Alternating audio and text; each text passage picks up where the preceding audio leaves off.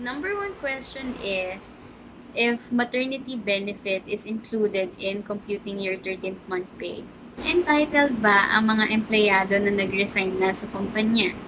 So, who are entitled to receive 13th month pay?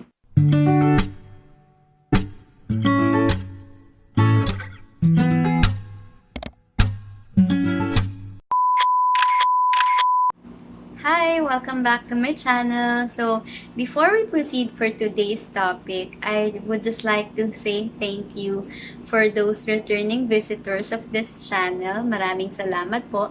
And for those na first time na nag-visit ng aking channel, thank you so much and welcome.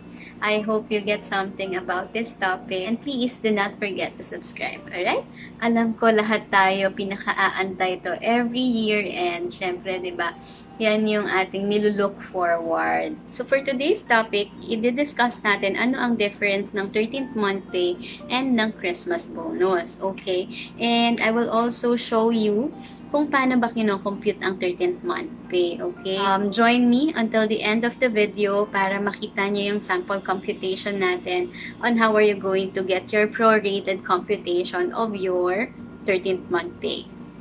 Okay, alam naman natin that every December, lahat ng empleyado ay nag-expect ng kanilang 13th month pay, diba? And we're also looking forward dahil meron kang makukuha by year end. And sometimes, inilalaan natin to pambili ng handa or di kaya pambili ng regalo para sa pamilya or para sa mga inaanak natin. So, for this topic, makikita ninyo kung paano siya computed. And you can also try this, by the way. Alam naman natin na ang computation ng 13th month pay ay prorated. So, since nagkaroon ng pandemic, lahat tayo ay nabawasan ang number of days ng pasok. Makikita nyo rin with this computation kung ano yung magiging effect, kung ano yung naging impact ng pandemic na to sa magiging 13th month pay natin. So, kung before, nag-expect tayo ng medyo malaki-laking 13th month pay,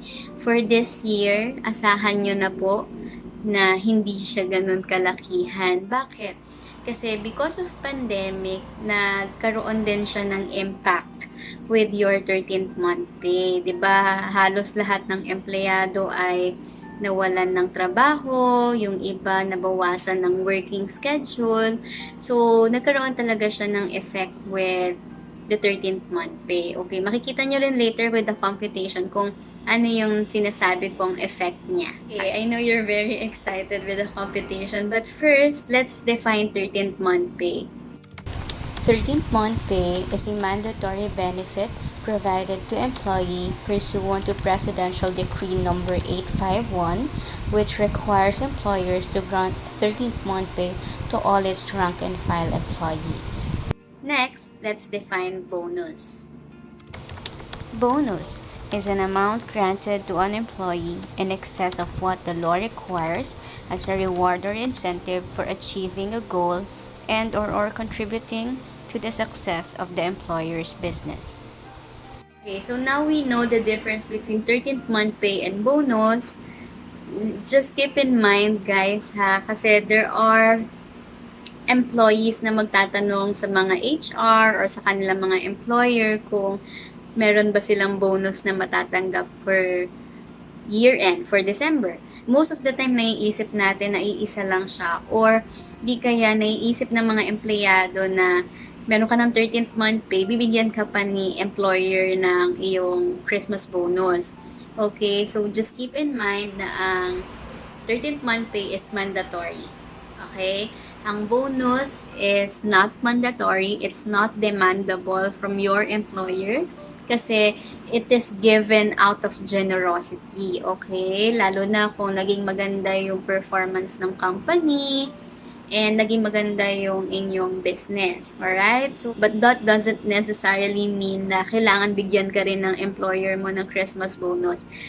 Thank you kung meron, pero kung wala, then it's fine. Kasi yun nga, hindi naman siya demandable and hindi rin siya mandated na ibigay talaga. So, who are entitled to receive 13th month pay? Ang mga entitled to receive 13th month pay ay ang mga rank and file employees na nakapagtrabaho na sa isang kumpanya within the calendar year for at least 1 month. Okay? So, kung nakapagtrabaho ka na sa company mo ng isang buwan, for example, nag-resign ka after a month, then you are already entitled for 13th month pay.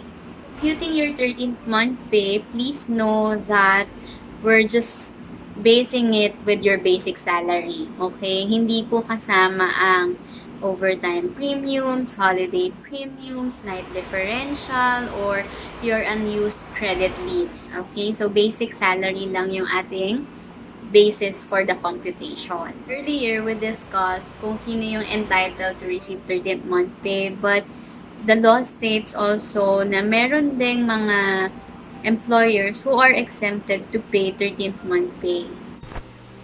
Employees exempted to receive 13th month pay. Number 1, employees working for the government except for corporations operating as private subsidies of the government. Number 2, employees receiving mid-year bonuses, Christmas bonus or payments equal to or more than 1/12 of the basic salary. Number 3, household employees and professionals in personal services. Number 4, employees paid by commissions and boundary work and professionals receiving fixed pay for specific project or task.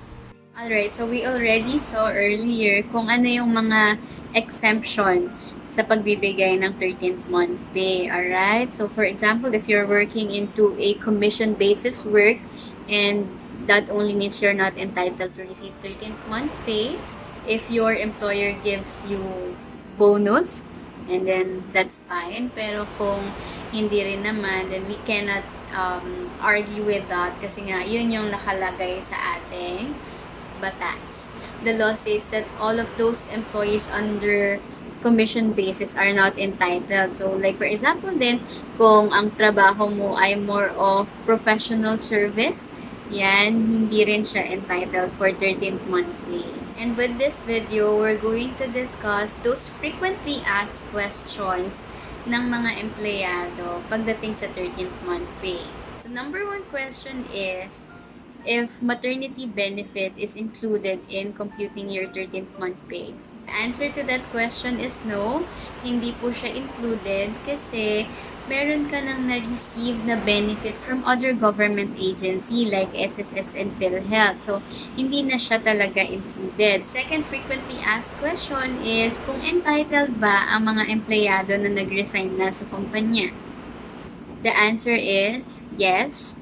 All of those resigned employees are entitled for 13th month pay. Yun nga, sabi ko kanina, kung at least naka 1 month kayo sa company, and then you are already entitled for 13th month pay. Okay? So, from your start date up to your last working day, yun yung kinocompute natin for your 13th month pay. Kung nag-resign si empleyado, December din ba niya makukuha yung 13th month pay niya?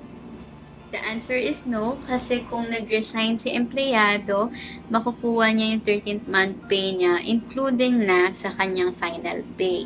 Next question is, when should the 13th month pay be paid? Okay, kailan nga ba siya dapat ibigay ng employer mo sa'yo? 13th month pay should be paid not later than December 24. So, for example, yung employer nyo ay medyo pa-suspense, okay? At gusto nilang i-release ang 13th month pay ng December 23. That's fine, wala pong problema kasi the law states na dapat ibigay nila not later than December 24. Okay, so may mga employer na maaga-aga nagbibigay ng 13th month pay. Meron namang mga employer na nagpa-follow talaga dun sa latest na schedule ng releasing ng 13th month pay. Those are the questions na usually tinatanong ng mga employee sa mga employers nila. So, if you have any questions about 13th month pay, just comment down below and I will answer it as soon as I can. Okay? So, now, I know this is the most exciting part for all of you and ito talaga yung inaantay ninyo on how are we going to compute your 13th month pay. So, let's proceed. Sample computation, basic salary is 15,000, under maternity leave for 3 months, and no earnings for 2 months. employees under maternity leave for January to March, and then no earnings due to pandemic from April to May. From June to December, the employee has earnings. Get the sum of the months with earnings, then divide 12.